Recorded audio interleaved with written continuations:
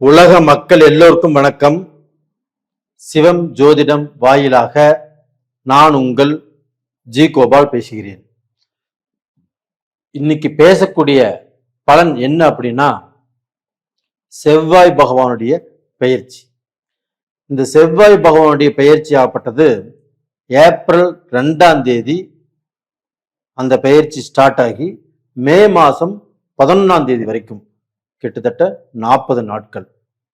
அப்ப இந்த கும்பத்திலிருந்து இந்த செவ்வாய் பகவான் பெயர்ச்சியாகி மேன ராசிக்கு இந்த செவ்வாய் பகவான் வருகிறார். அப்படி இந்த மேன ராசிக்கு வரக்கூடிய இந்த செவ்வாய் பகவானால் கும்ப ராசிக்காரங்களுக்கு என்ன பலன், இதைத்தான் இந்த வீடியோல நாம தெளிவா பார்க்க போறோம். அப்போ கும்ப ராசிக்கு 3ஆம் இடத்து ஆதிபத்தியமும் 10ஆம் இடத்து தொழில் கிரகமான செவ்வாய் பகவான் இன்னைக்கு ராசிக்கு 2ஆம் இடத்தில் தொழில், அதாவது தனஸ்தானத்தில் குரு பகவானுடைய வீட்டுல அந்த செவ்வாய் பகவான் இருக்கிறாங்க. அப்ப தனஸ்தானத்தில் இந்த செவ்வாய் பகவான் இருக்கும்போது கும்பராசிக்காரங்களுக்கு நல்ல பலன் கிடைக்குமா அப்படின்னா, கண்டிப்பாக இது நாள் வரைக்கும் அவர்கள் சந்தித்து வந்த அவங்களுடைய வாழ்க்கையில மேடு பள்ளங்கள், இப்ப ஜென்மச்சனி இருந்துச்சு, அதுல நிறைய கஷ்டப்பட்டாங்க, கடன் பட்டாங்க, பட்ட கடனை அடைக்க முடியாத சூழ்நிலை உருவாச்சு, அடுத்தவர்களை நம்பி ஏமாந்து போனாங்க, நல்லா வாழ்ந்த குடும்பங்களும் இன்னைக்கு கேள்விக்குறியா நிக்குது. சொந்த பந்தங்கனால ஏமாற்றங்கள், தன் நம்பினவங்கனால, தன் ஃப்ரெண்ட்ஸ்னால கண்டிப்பாக ஏமாற்றங்கள், அந்த வழியை தாங்க முடியாமல் கும்பராசிக்காரங்க இருக்கிறாங்க. அவர்களுக்கு அந்த ஜென்மச்சனியும் விலகிருச்சு. அது போக இந்த 3ஆம் இடத்து செவ்வாயும் 10ஆம் இடத்து செவ்வாயும் இன்னைக்கு தனஸ்தானத்தில் இருக்கிறாங்க. அப்ப அந்த தனஸ்தானத்தில் இருக்கும்போது நீங்கள் எந்த விதமான முயற்சியை வேணும்னாலும் நீங்க எடுக்கலாம். அப்போ இப்ப நம்ம சனி, 7 சனி இருக்குதே, இந்த பீரியட்ல நாம் ஏதாவது செஞ்சா மாட்டிக்குவோமா அப்படிங்கிற குழப்பம் கும்பராசிக்காரங்களுக்கு இருக்குது. ஆனால் அதே கும்பராசிக்கு குரு பகவான் இப்ப 5ஆம் இடத்துல இருக்கிறாங்க. இது பாத்தீங்கன்னா 5ஆம் இடத்தில் குரு கெஞ்சினாலும் கிடைக்காது. அந்த 5ஆம் இடத்துல குரு பகவான் இருந்து 9ஆம் பார்வையாக உங்களுடைய ராசியவே பார்க்கிறார். அப்ப தலைக்கு வர்றது தலைப்பாகையோட போச்சு, எங்களுடைய கஷ்டம் பெரிய லெவல்ல நாங்க அனுபவிக்க வேண்டிய கஷ்டம் இன்னைக்கு பாத்தீங்கன்னா ஒரு 10% தான் பாதிச்சிருக்குது, அப்படித்தான் நீங்க உணரணும். அது போக அந்த குருவுடைய வீட்டிலேயே இந்த செவ்வாய் பகவான்.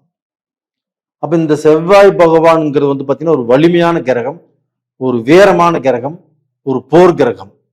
அப்ப நீங்க எத்தனை பேர் வந்தாலும் சரி, நான் ஒத்தாளா நின்று எல்லாத்தையும் ஜமாளிப்பேன் அப்படின்னு சொல்லக்கூடியதுதான் அந்த செவ்வாய் பகவான். அப்ப அந்த செவ்வாய் பகவான் உங்களுடைய தனஸ்தானத்துல இன்னைக்கு வந்திருக்கிறாங்க. அப்ப அந்த தனஸ்தானத்தில் வந்த அந்த செவ்வாய் பகவான் உங்களுக்கு பாத்தீங்கன்னா ஒரு மோட்சத்தை கொடுப்பார். எப்படி கொடுப்பார்னா, அவர் 3ஆம் இடத்து அதிபதி.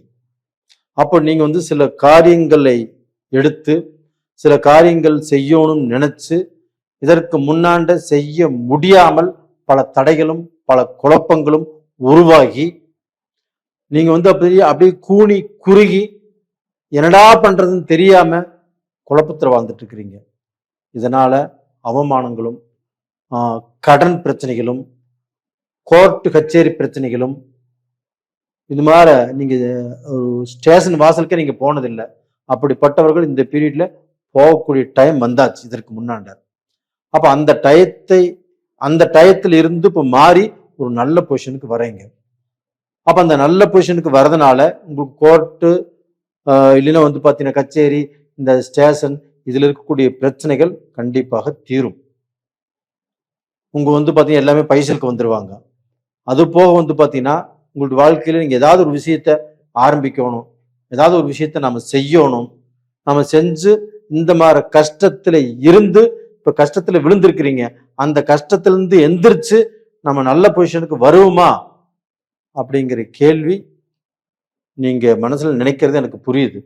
ஆனா கண்டிப்பாக இந்த பீரியட்ல உங்களுக்கு குருவுடைய சப்போர்ட்டும் இருக்குது, செவ்வாய் பகவான் அந்த வலிமையான கிரகத்தினுடைய சப்போர்ட்டும் உங்களுக்கு இருக்குது.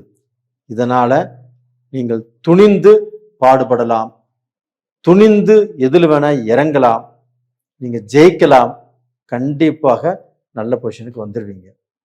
அது போக உங்களுக்கு பார்த்தீங்கன்னா இப்போ திருமண காலகட்டங்கள் கும்பராசிக்காரங்களுக்கு 7 இருந்தாலும் இந்த பீரியட்ல திருமணம் செய்தால் சுப விரய செலவுகள். அப்ப அந்த சுப விரய செலவுகள் ஆகப்பட்டது இப்ப செய்யலாம். உங்க வீட்டுல பொண்ணுக்கோ பையனுக்கோ திருமணம் பண்ணணும்னு நீங்க நினைச்சீங்கன்னா தாராளமாக இந்த குருவுடைய பார்வை இருக்கிறதுனாலையும் செவ்வாய் வலிமையான கிரகம் உங்களுடைய தனஸ்தானத்துல இருக்கிறதுனாலையும் தாராளமாக உங்க பொண்ணுக்கோ பையனுக்கோ திருமணம் செய்யலாம். இதற்கு முன்னாண்ட அந்த திருமணம் தடைபட்டிருந்தாலும் இப்ப நடக்கும். அப்ப டோட்டலா பாத்தீங்கன்னா உங்களுக்கு 5ஆம் இடத்துல குரு பகவான் இருக்கிறதுனாலையும் உங்க ராசியவே அந்த குரு பகவான் பார்க்கறதுனாலையும் கண்டிப்பாக உங்களுக்கு புத்திர பேரு, குழந்தை பாக்கியம் கண்டிப்பாக உங்களுக்கு கிடைக்கும். அப்ப இந்த நேரத்துல கரு கொடுத்தாலும் சரி, இல்ல மருத்துவ ரீதியாக நீங்க முயற்சி பண்ணினாலும் சரி, இந்த பீரியட் உங்களுக்கு ஒரு நல்ல பீரியடு, ஒரு சாதகமான பீரியட்.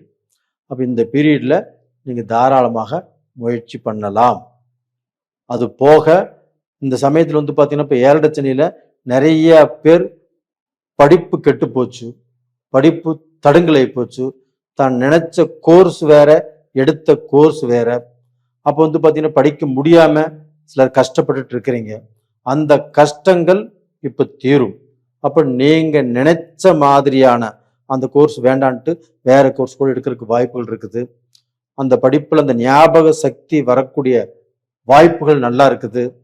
இந்த 5ஆம் இடத்துல குரு இருக்கிறதுனால நீங்க மருத்துவம் சம்பந்தப்பட்ட படிப்பும் அதற்குண்டான முயற்சியும் இந்த செவ்வாய் பகவான் 2ஆம் இடத்துக்கு வந்ததுனால தாராளமாக நீங்க செய்யலாம். நேயர்களே, இந்த செவ்வாய் பகவானுடைய பயிற்சியாகப்பட்டது உங்களுக்கு பாத்தீங்கன்னா ஒரு பெரிய மாற்றத்தை கொடுக்கக்கூடிய வாய்ப்பு தான் இருக்கிறதுனாலயோ, இந்த செவ்வாய் பகவானுடைய பயிற்சியால நாம் மறுபடியும் கீழே போயிருமோ இல்ல பாதிச்சிருமோ அப்படின்னு யாரும் நினைக்கவே வேண்டாம். என்ன ஒரு சின்ன தடங்கல் உங்களுக்கு என்ன அப்படின்னா, இந்த செவ்வாய் சனி சேர்க்கை ஒரு ஜாதகத்தில் இருக்குது அப்படின்னா உங்களுடைய ராசிக்கு அது எத்தனாம் இடத்துல இருக்குது? 2ஆம் இடத்துல இருக்குது.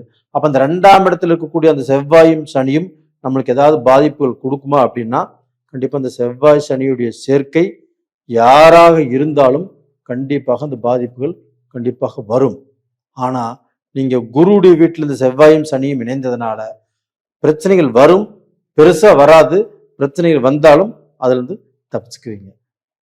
கவலையே பட வேண்டாம், நல்லா இருப்பீங்க. நேயர்களே, இந்த பதிவு பிடிச்சிருக்குன்னு நினைக்கிறேன். லைக் பண்ணுங்க, சப்ஸ்கிரைப் பண்ணுங்க. உங்களுடைய ஜென்ம ஜாதகத்தில் நடக்கக்கூடிய தசா புத்திகள் உங்களுக்கு சாதகமா பாதகமானு பார்த்துக்கோங்க. ரொம்ப ரொம்ப நல்லது. அதே சமயத்துல நீங்க ஜாதகம் பார்க்கணும்னா கீழே தெரிகிற அந்த வாட்ஸ்அப் நம்பருக்கு நீங்க ஜாதகம் அனுப்பிச்சு வைக்கலாம், நாங்க பார்த்து சொல்றோம். உங்களிடமிருந்து விடைபெறுவது உங்களின் ஜி கோபால். நன்றி, வணக்கம்.